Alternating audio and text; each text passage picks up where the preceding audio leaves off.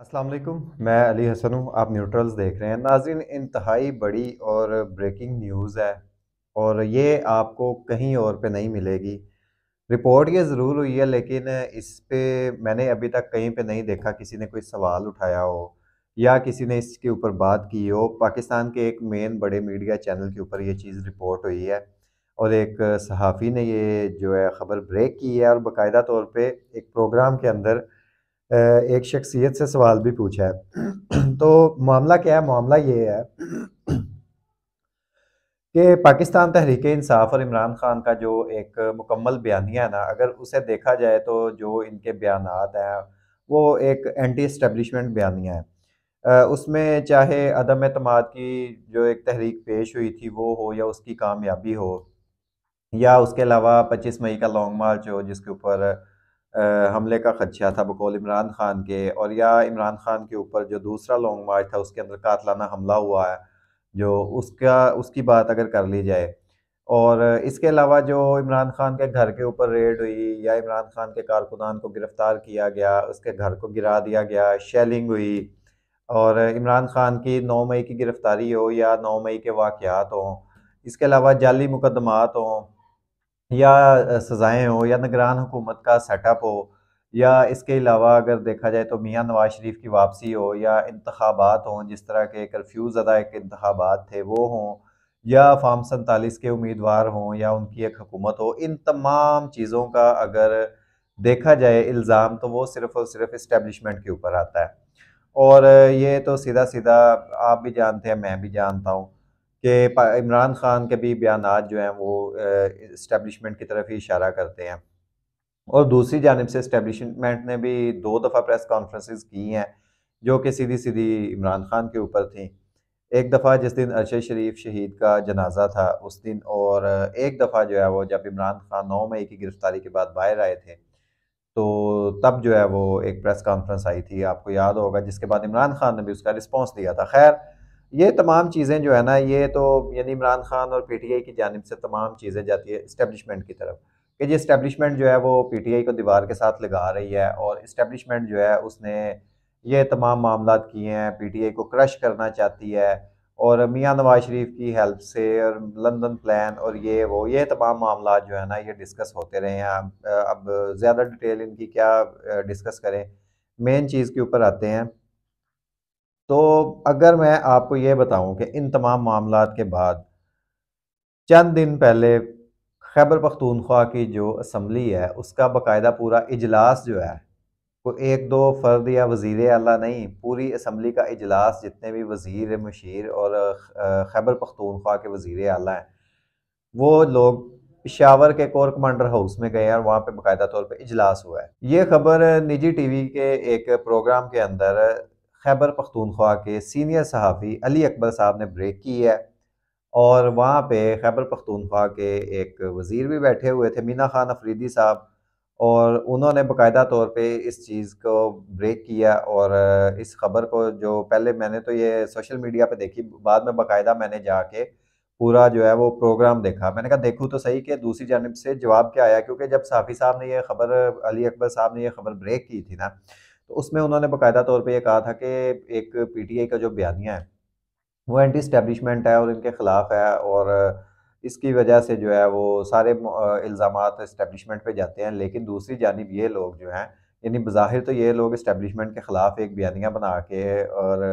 अपनी बता रहे हैं कि हम जंग लड़ रहे हैं अवाम के लिए, जमहूरियत के लिए, और दूसरी जानिब ये लोग जाके जो है वो कोर कमांडर हाउस पेशावर के अंदर बैठे होते हैं, और वहाँ पे जाके बाकायदा तौर पे मीटिंग करते हैं और इजलास करते हैं, और वहाँ पे केपी की जो तरजीहात है वो डिस्कस होती हैं उन लोगों के साथ जो कि गैर जमहूरी हैं। तो उन्होंने साथ ये भी कहा कि ये मीना खान अफरीदी साहब मौजूद है, ये भी वहाँ पे बैठे हुए थे, वहाँ वहीं पे मौजूद थे। तो इनसे सवाल है, ये लोग क्या करने गए थे वहाँ पे? तो बड़ा वैलिड क्वेश्चन था उनका, और पूछना बनता भी है कि एक जानिब जो है वो आप अवाम को बता रहे हैं कि एस्टेब्लिशमेंट जो है वो हमें बड़ा क्रश कर रही है और हमारे खिलाफ है, और हमारे मुखालफिन जो हैं उन्हें सपोर्ट कर रही है, हमें दबाने की कोशिश कर रही है, हमें इलेक्शन नहीं लड़ने दिया जा रहा, हमसे बल्ले का निशान छीन लिया, हमारे उम्मीदवार उठा लिया, हमें पोस्टर लगाने की इजाज़त नहीं, इमरान खान का नाम लेने की इजाज़त नहीं, इमरान खान की तस्वीर दिखाने की इजाज़त नहीं, सब का नज़ला जो है एस्टेब्लिशमेंट के ऊपर गिरता है। लेकिन दूसरी जानिब आप लोग जाके बाकायदा आपकी हुकूमत बन चुकी है और वो हुकूमत जो है वो जाके वज़ीर आला समेत अपनी काबीना समेत जो है वो कोर कमांडर हाउस के अंदर जाके मीटिंग कर रहे हैं और खैबर पख्तूनख्वा की जो तरजीहात हैं वो वहाँ पे डिस्कस हो रही हैं। सवाल ये है कि वो तरजीहात वहाँ पे क्यों डिस्कस हो रही हैं? जिन लोगों को अवाम ने वोट दिया है, क्या वो लोग अवाम ने वोट उन्हें इसलिए दिया है कि वो लोग जो है वो तरजीहात डिस्कस करें, अवाम का एतमाद उनके ऊपर है, या अवाम ने उन्हें वोट असम्बली की बजाय कोर कमांडर हाउस पहुँचाने के लिए दिया था? अब पूछने वाली तो बात ये है। और अगर तो ये बात बिल्कुल सच है, तो इसके ऊपर फिर काफ़ी सारे जो सवालात वो उठ जाते हैं कि क्या जो खैबर पख्तूनख्वा में पीटीआई की गवर्नमेंट है, फिर तो वो भी जो है वो एस्टेब्लिशमेंट ने बनवाई है। ये तो सवाल फिर उठेंगे। इसके अलावा जो वज़ीर आला साहब हैं, अली अमीन गंडापुर साहब हैं, वो अगर एस्टेब्लिशमेंट के साथ राब्ते में है, तो इसका मतलब एस्टेब्लिशमेंट ने ही उन्हें वज़ीर आला बनवाया है। तो सवालात बहुत सारे उठते हैं और ढेरों किस्म के सवालात यहाँ पे जन्म ले लेंगे। और जो वज़ीर आला केपी हैं, अली अमीन गंडापुर साहब जो है वो पिछले दिनों आपको याद होगा मोहसिन नकवी साहब के साथ भी उनकी मुलाकात हुई थी और बड़ी गर्मजोशी के साथ वहाँ पे एक मुलाकात हुई थी। और मोहसिन नकवी साहब का किसे नहीं पता कि आज से 2 साल पहले तक उनका नाम किसी को नहीं था पता, लेकिन अचानक से वो वज़ीर आला बनते हैं पंजाब के निगरान, और उसके बाद उनके ऊपर जिस तरह से ओहदों की एक बारिश हो जाती है और पता नहीं कैसी उनकी वो किस्मत है और क्या वजूहात क्या हैं, ये तो खैर अभी तक मख्फी हैं। लेकिन पता ये सबको है उनके ऊपर ये नवाजिशात कहाँ से आ रही हैं, चाहे वो चेयरमैन पीसीबी का ओहदा हो या उनके वजीर दाखिला का ओहदा हो या सेनेटर, आज़ाद हैसियत से सेनेटर वो मुंतखब हो जाएं बगैर किसी सियासी जमात के, तो ये सब जानते हैं कि किसकी नवाजिशात हैं। तो खैर बात ये हो रही थी कि जो केपी की अवाम है उसने वोट अगर एक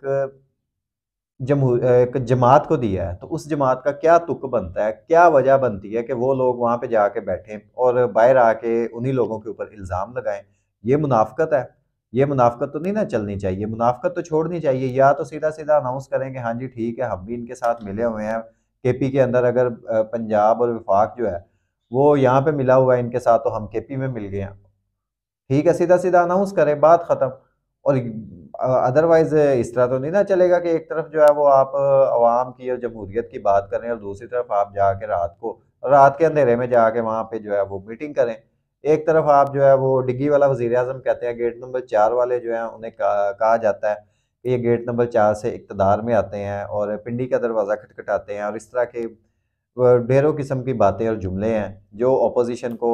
यानी तहरीक-ए-इंसाफ अपनी अपोज़िशन को सुनाती है, और दूसरी जानब खुद तहरीक-ए-इंसाफ रात के अंधेरे में जाके वहाँ पे काबीना की मीटिंग और इजलास करती है और तरजीहात डिस्कस करती है। क्या वजह है इसकी? इसके ऊपर पाकिस्तान तहरीक-ए-इंसाफ जो है उसको तो बाकायदा तौर पे नोटिस लेना चाहिए, इसकी मामले की पूरी वज़ाहत करनी चाहिए और जो है वो वज़ाहत आनी चाहिए मीडिया के ऊपर और बताना चाहिए ये मामला क्या है, क्यों है। और इमरान खान की बात अगर कर लें तो मेरा ज़ाती तौर पे ये ख़्याल है कि मैं इसमें गलत भी हो सकता हूँ कि मुझे नहीं लगता कि ये चीज़ इमरान खान के इल्म में होगी, क्योंकि इमरान खान इस वक्त जेल में है और उसके साथ जो मीटिंग्स वगैरह होती हैं वो आपको भी पता है कि पहले तो उसकी मीटिंग्स पे ही पाबंदियाँ थी और उसके बाद जैसे कैसे करके उसकी हाई कोर्ट के अंदर जाके मीटिंग जो है वो अलाउ करवाई गई है। तो उसके अंदर भी अब फिर मुख्तलिफ़ किस्म के ऑब्स्टैकल्स हैं और काफ़ी मामला चलते रहते हैं अडयाला के। और दूसरी बात ये है कि कोई भी शख्स जिसने इस तरह की इतनी सख्तियाँ बर्दाश्त की हों ना, यानी कि जिस तरह से इक़्तिदार से निकलने के बाद बाकायदा एक उसने तहरीक चला ली और कातलाना हमला वो भी उसने सर्वाइव किया। उसके बाद उसने बाकायदा तौर पे अपने केसेस जो हैं वो फ़ेस किए और 30-32 साल की जो सज़ा है, वो सुनने के बाद जेल के अंदर बैठा हुआ है। और अभी तक जो है वो किसी किस्म की जो इमरान खान की जानिब से तो जितनी भी खबरें आती हैं डील वगैरह की, वो इमरान खान की तरफ से इनकार हो जाता है।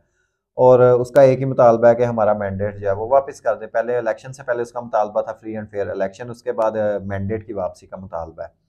तो ऐसा शख्स मेरा नहीं ख्याल कि असर के वक़्त जो है ना वो रोज़ा तोड़ देगा। मेरा ख्याल है कि वो इंतज़ार करेगा मगरिब होने का और रोज़ा जो है वो इफ्तार करेगा और अपना अजर जो है वो हासिल करना चाहेगा, असर के वक़्त रोज़ा नहीं तोड़ेगा। ख़ैर ये तो आने वाले वक़्त में पता चलेगा कि अली अमीन गंडापुर साहब ने ज़ाती हैसियत में ये मीटिंग की है या नहीं की, हो सकता ना भी हुई हो।